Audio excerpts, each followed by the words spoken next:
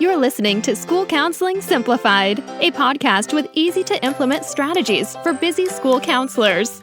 Here's your host, Rachel Davis from Bright Futures Counseling. Let's play a little game of Would You Rather, School Counselor Edition. Okay, would you rather spend your weekend planning a group or spend your afternoon sitting in irrelevant PD? Yikes. Or would you rather be the only counselor with no one to collaborate with, or to spend hours searching online for engaging activities? All of these options are pretty bad, right? But unfortunately, they're all too real. But what if I told you I had a solution for you? What if I told you I had access to hundreds of school counseling lessons, groups, and activities, counselor-specific trainings on the topics you need most, and a community of like-minded school counselors to support you? You would say, yes, please. Well, that is what Impact is all about. Impact is my monthly membership for school counselors, and it helps you with all of these things.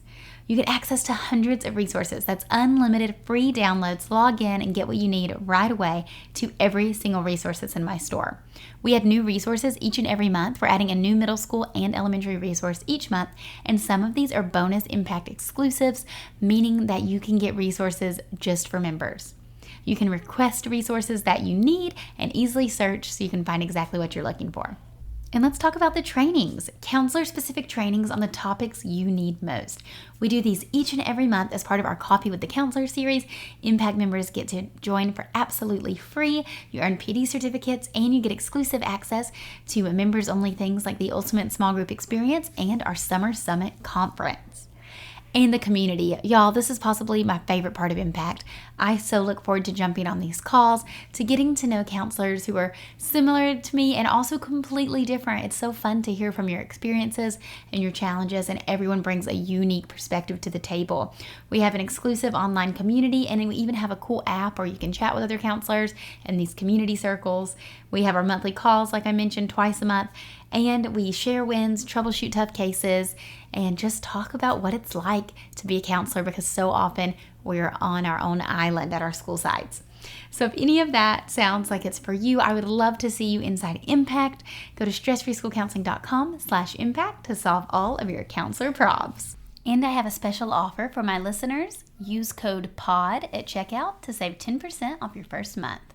Okay, let's go to today's episode. Hey there, you're listening to another episode of School Counseling Simplified. Did you know that October is Bullying Prevention Month? Now you might be thinking, oh no, I didn't, and October's almost over. No worries, we can teach bullying prevention any time of year. But I wanted to use this last week of October to really talk about a specific part of bullying prevention, and that's becoming an upstander. And I love the idea and concept of an upstander, and I think as counselors we can empower students to be upstanders. This is the ultimate bullying prevention technique. So let me tell you about it. Bullying prevention is likely a part of your Tier 1 interventions, right? You're likely doing a lesson on this at some point, but how are you teaching it? So I found that explaining the different roles in bullying is helpful for students to develop empathy for one another and to practice perspective taking, which these are two strategies that are huge when it comes to bullying prevention. And the most empowering role of all, the upstander. Now, I love to talk about the different roles because a lot of times people move through the roles, right? Like, just because you're a bully, one year you may have been a target before, or maybe you've been a bystander, and because you've been the target and you're scared to stand up for the bully. Or maybe you are a reformed bully and now you're an upstander. Like, people are always moving through the roles. It's so important for kids to know that these are not definitive qualities of who they are. It's not like you're a bully. Like, you can act like a bully and have bullying behavior and be bullying someone, and we definitely need to address that. But I don't know. I think it's important that we tell students that this isn't like a character flaw and everyone can change and everyone has likely been in, different situations before. So let's talk about those roles. So we have the bully, the person who's doing the bullying behavior. The target, the person who's receiving the bullying behavior. I like to use the word target over victim. And the bystander is the person who witnesses the bullying behavior. So you're probably already familiar with these terms. But like I said, even a well-intended lesson can be harmful if you're using words like victim. And it's just so important to be aware of the power of labels, because we want to, explain to kiddos that these roles refer to a series of incidents, not who these people are for life.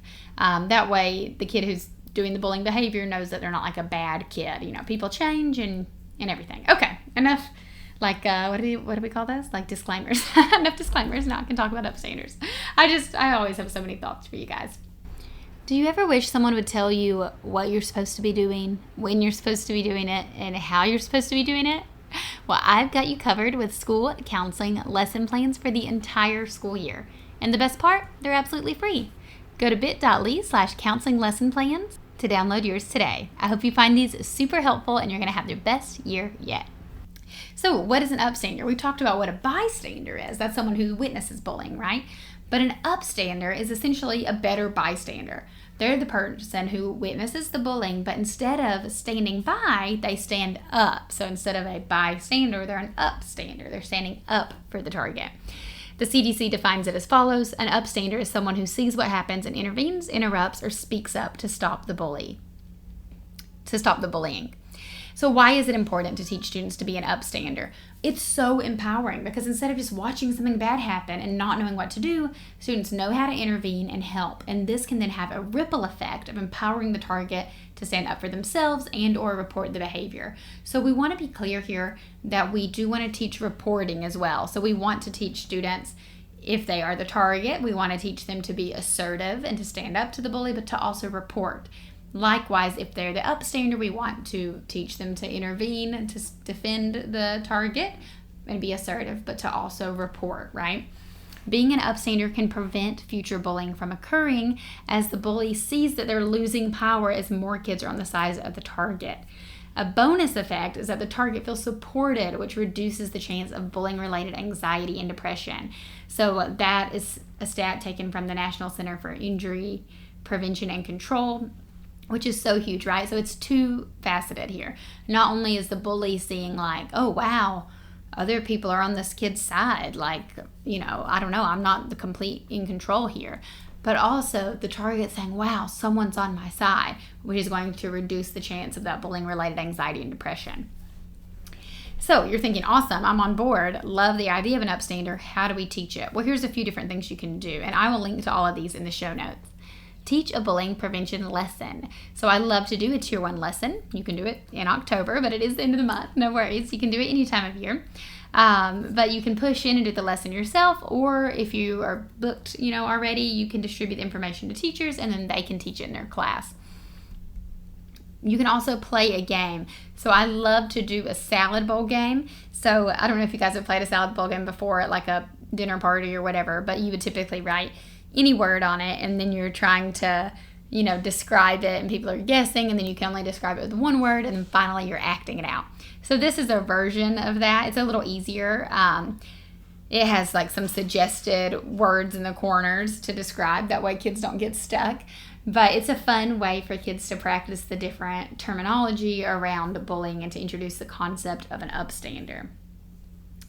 You can also use boom cards. So I love boom cards. They're super low prep and digital. And I have some boom cards that have like real photos of kids in different scenarios. And you're clicking on, the 3 pictures to learn about the different types of bullying. So it'll show like physical bullying, like relational aggression type social bullying, and then verbal bullying as well.